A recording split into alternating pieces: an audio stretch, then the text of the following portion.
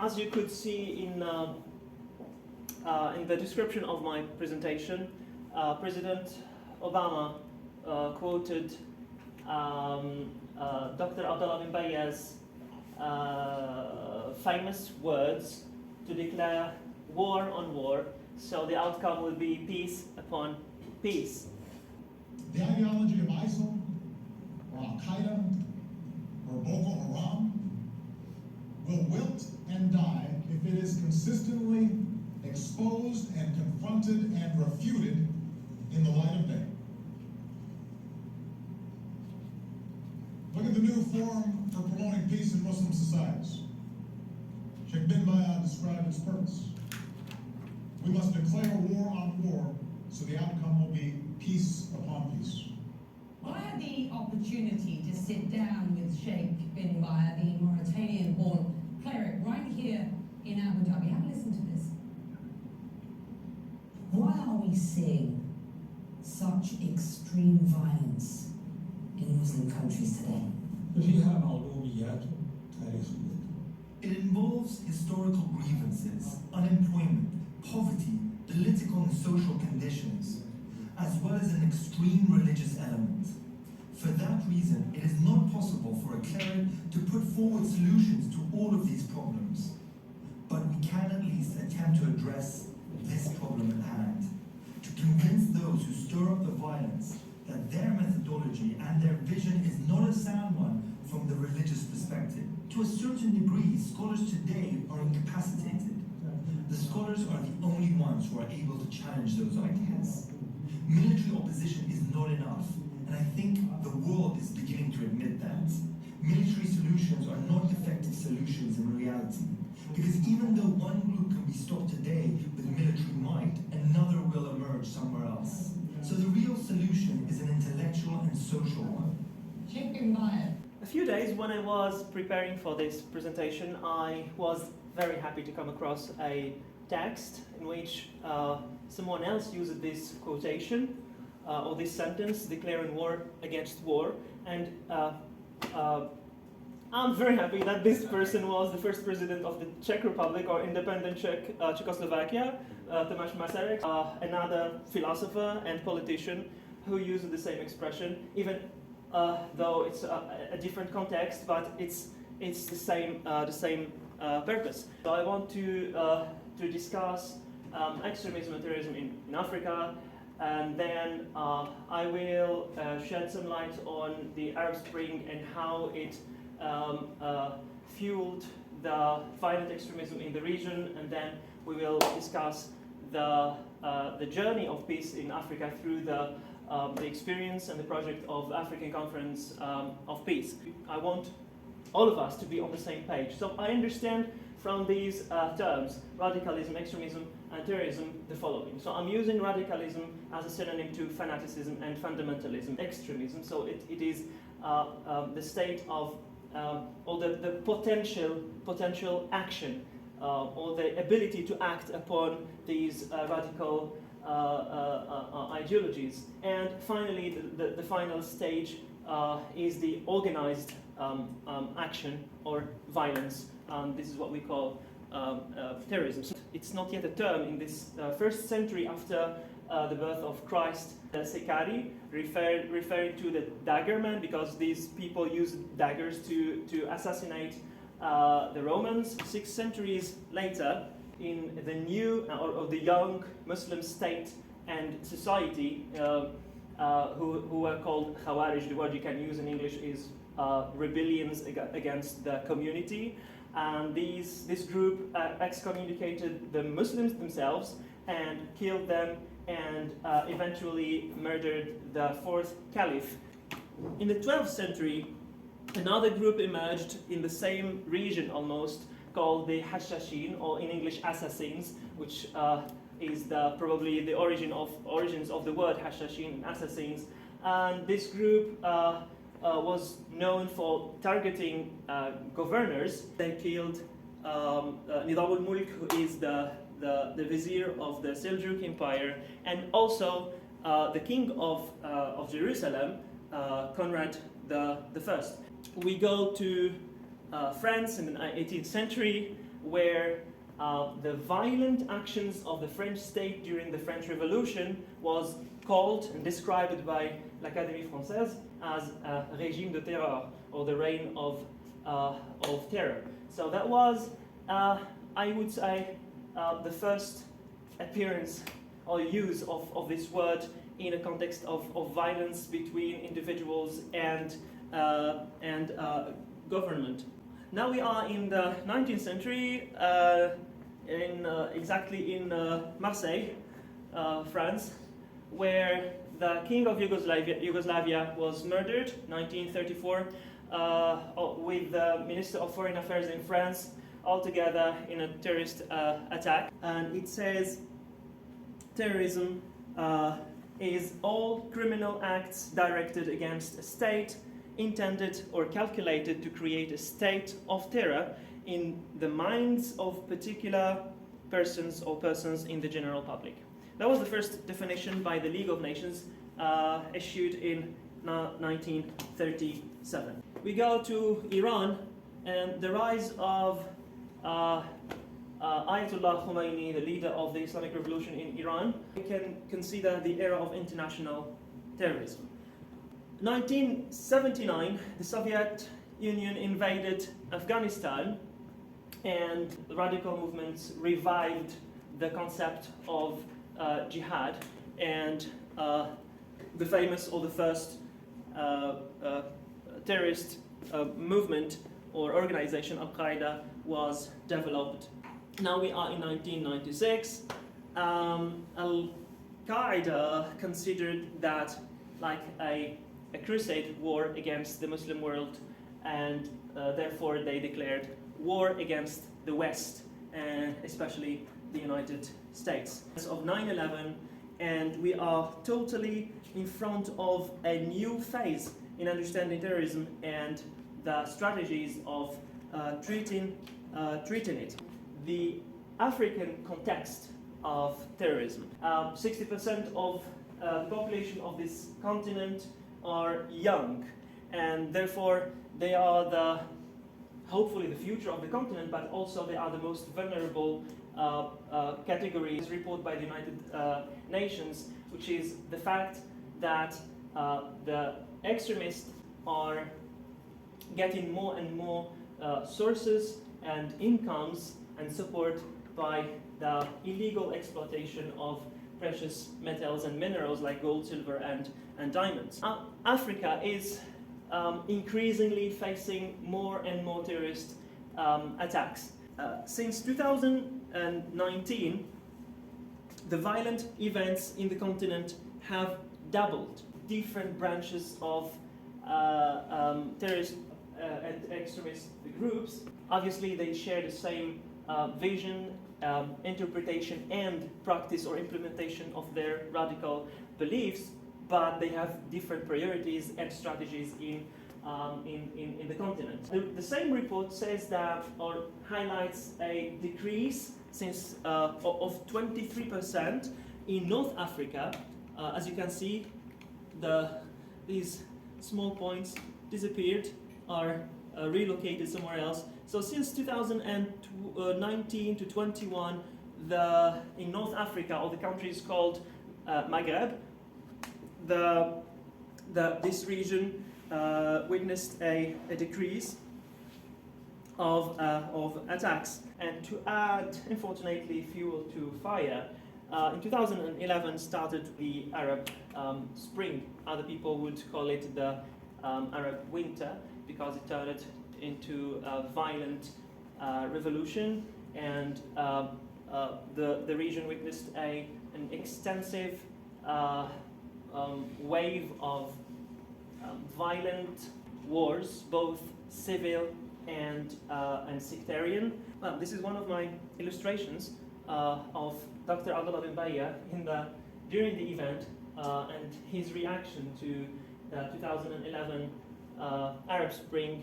Before the Arab Spring, 2010, and exactly 13 years from now, in March 2010, in a city in Turkey called Mardin, there was an international conference to discuss a manuscript from the 14th century. This manuscript belongs to the theologian whose name is Ibn Taymiyyah, Taqiyuddin Ahmad Ibn Taymiyyah. His response, we call it fatwa in Arabic, or the word you can use in English is a legal response to a religious question. So he issued a legal response to a situation, a hybrid situation that emerged there in Mardin at that time after the invasion of the Mongols to half of the planet, I believe. But to understand the situation at that time, medieval times, the different religious communities, including the Muslim community, considered the world or divided the world into two abodes or two houses. A house of peace, or an abode of peace called Dar salam, is a situation when the majority of inhabitants are Muslims and the governors are Muslims. So this is called, according to medieval bipolar categorization, a Dar salam, the land of peace. And in the other side you have Dar al-Harb, the abode of war, where the majority of the people and their governments are not Muslims. That was very common, that was normal at that time, that the world was divided on two, and every community was expecting an attack from the other community. The Muslims who are now under a non-Muslim government in Mardin, what should they do? Should they immigrate to another Muslim land, or should they live there and find a way how to survive and treat each other with a non-Muslim? This is the unique manuscript from Damascus library of Ibn Taymiyyah's legal response, where he answers the question. I underlined the key sentence of his fatwa, and I circled the key word in this issue. He said, "The Muslims living therein should be treated according to their rights as Muslims, while the non-Muslims living there outside of the authority of Islamic law should be treated accordingly to their rights." This is the answer. Until 1909. Since 1909, the text was changed. Not the whole text, just one word, this circled word. This word, I wrote it in an easy way here for you to be able to see the similarity in green and in red. It looks the same, but the meaning is completely opposite. So what he said is the first one. Non-Muslims should be treated. Now if you add 4 points here, the meaning completely changes from treating them to fighting them. Since 1909, according to Reuters report, Al-Qaeda and many other terrorist groups used this edition and made it the authentic and most circulated, used and studied and translated version of this book, and it was quoted by these people to incite the war or hate against the United States, the West, and non-Muslim in general. The Mardin conference, and it was launched by this man, Dr. Abdullah binbayyah, who was in the beginning quoted by President Obama. After being a professor at the university, he served as a judge, then a Minister of Justice, then a Minister of Education, and then a Vice President of the First Independent Republic of Mauritania. He's francophone, he speaks French very well. In 2009, he launched a plea to stop the war in Somalia. 1 year after that, peace agreements were signed between the fighting parties in Somalia. And in 2014, he led a conference with the African Union on tackling the religious conflict in Central African Republic that had a significant role in the release of the girls kidnapped by Boko Haram. The Abu Dhabi Forum for Peace, under the patronage of the Minister of Foreign Affairs and International Cooperation of the Emirates. The forum, as you can see, is an intellectual space where heads of states, ministers, academics, researchers, young people, activists, women, how to challenge this narrative, the violent narrative of religion. I will appear somewhere here, so please pay attention to see me. It was the Marrakesh Declaration. It was another conference under the patronage of the King of Morocco this time, where hundreds of scholars, ministers, and researchers drafted and signed the declaration, which calls for freedom for the minorities living in Muslim-majority countries. Finally, the African Conference of Peace. In 2020, the Abu Dhabi Forum of Peace, led by Dr. Abdullah binbayyah, went back, and this time strongly, to Africa and launched this conference. A collaboration between the Mauritanian government and the Abu Dhabi Forum of Peace. But, right, I had very beautiful moments in Mauritania, but even though I was struggling to wear their traditional clothes called dara, it's loose. I could You can fly just with them. yeah, exactly. That's what happened. And without peace, Africa cannot move on, cannot stand up, cannot start a journey of stability, development, and prosperity. Like in this edition of this year, we had 4 presidents from 4 countries who attended the conference. So from my personal experience, I think that the conference is a unique experience, not only to discuss these points, but for young people, for women in Africa to travel and meet the decision makers, to meet religious leaders and speak out about their rights, hear the different interpretations and approaches. So there are many concepts that need to be analyzed, revised, and redefined, and therefore presented to these leaders and people on the first rows or on action to behave or to act in a correct and effective and an effective way. The conference also discusses illegal immigration, girls' education, and the promotion of peace and development, among other issues. Like the US ambassador at large for international religious freedom, they come from different backgrounds, they represent different corps or organizations and methods of treating this issue of extremism. I think this is healthy. This is good to hear different perspective, different approaches, and different narratives. At the end, if we agree about everything, if we don't disagree, we could be just repeating ourselves and reproducing or recycling our knowledge. This is one of my presentations there. In addition to talking about or taking part in the discussions about the cultural and religious backgrounds and dimensions of the issue, I was also speaking about the role of traditional art in promoting peace.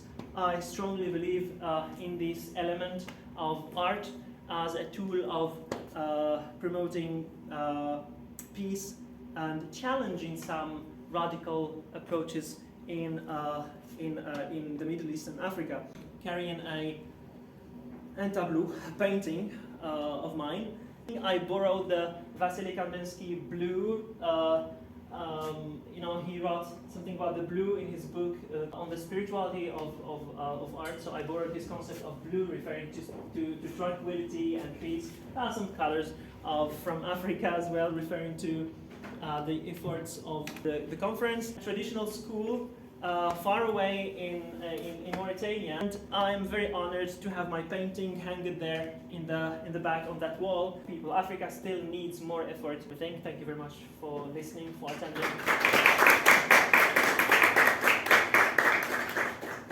Thank you so much for your presentation. Anyone has any question? Anyone is interested in something or want to just add something to this? Yeah, please. I'm interested in, so you were talking about how the majority of the African population is young, and that one of the African conflicts of peace, one of their focuses was like on the youth. Is are there any specific like policies or programs that they're doing to sort of like in a way prepare the youth, or like any actions being taken to kind of shape this new era of rebuilding Africa and establishing peace using freedom? Firstly, being qualified. Yeah, they are trying to qualify and train these youth and young future leaders for this responsibility. Yeah. Thank you. So you can take this problem, you can slice it different ways, can't you? You can look at Africa in your case, or you can use the term Middle East to a lot of this, and or you can say Islamic world. What do you think is the value of using Africa as a way to frame this? Is it helpful to look at Egypt, Algeria, and say this is an African problem, not a Middle Eastern problem, or is this just semantics that doesn't make a difference? I think that it's an additional value and benefit for Africa to be considered in the approach of reformation, religious reformation, and all these efforts against extremism when they are taken into consideration from both perspectives. When the Middle Eastern approach, led, for example, by the Emirates, and also from African, for example, the project of Mauritania. I think that Algeria and Egypt will benefit every time they are mentioned or put in the picture. Every time, almost every year, there is a new branch of these terrorist groups and organizations, and they try to adapt their strategies and priorities and speech maybe accordingly, like according to this development of changes in the region. And some of them got already their African identity, an attempt to benefit from the Algerian experience during the Black Decade. So I think that to Africanize the issue and the solution is of a benefit and interest for these countries. I understood you make three distinctions between radicalism, extremism, and terrorism. Mm-hmm. Is it right? Okay, I Yes. understand that terrorism is the act, criminal act. Yes. But I don't quite understand the difference between radicalism and extremism. Okay. Which one is more intellectual? Or you said something with intellectual. Okay. Mm-hmm. Okay, thank you, Valeria. Translations. Yeah, when words move from a language to another, the meaning may be influenced or changed. To some extremist movements, they don't act, but they support violence. They are happy every time there is a terrorist attack, but they don't act. They don't participate. You see, extremists, however, they support in a way or another. They support these attacks, even though they don't participate. Some of them, who are so-called religious leaders, they even legalize, justify, and create the theories. They don't participate, but they create.